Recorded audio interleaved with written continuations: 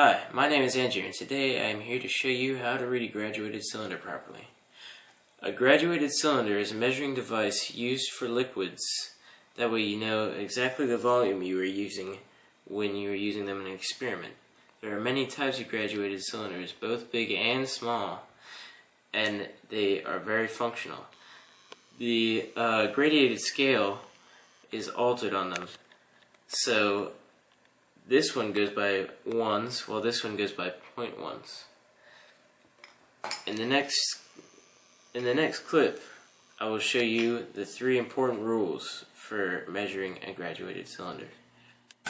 The 3 important factors of reading a graduated cylinder are parallax or eye angle, the meniscus, and assuming significant figures. The first important aspect of reading a graduated cylinder is the parallax, also known as the eye angle. The proper way to read the graduated cylinder is with a level eye from the outside measurement to the bottom of the meniscus. This is important because you can get different measurements based on where your eye is, and it will still intersect the bottom of the meniscus. For example, the lower your eye angle, the lower the volume you will read, because your eye will see the bottom of the meniscus, but it is going to be at an actual lower volume. The same applies for a higher eye angle. The second important factor of reading a graduated cylinder is the meniscus.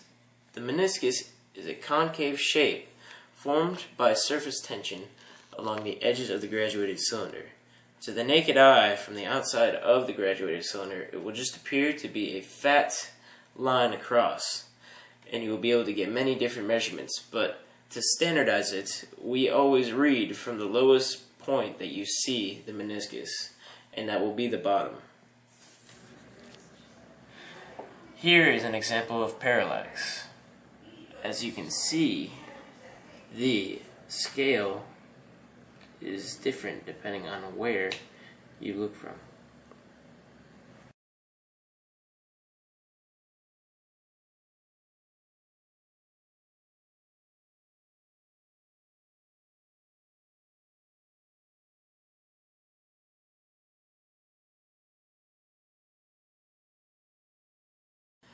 The third step of properly reading a graduated cylinder is interpolation.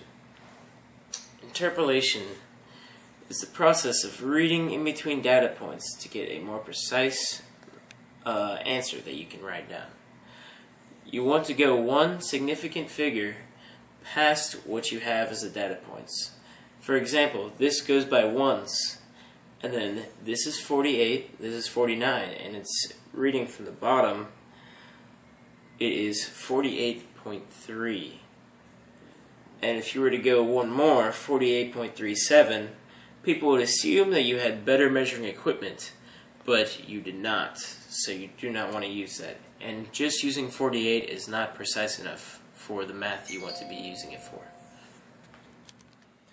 Combining all the steps, reading a graduated cylinder isn't all that hard. So, first thing I'm going to do is level my eyes with the outside of it and the inside. The second thing I'm going to do is find the meniscus, which I can see where it is, and then look at the bottom line and then interpolate where it is. So from here I could read 36.1, and that is how you properly read a graduated cylinder.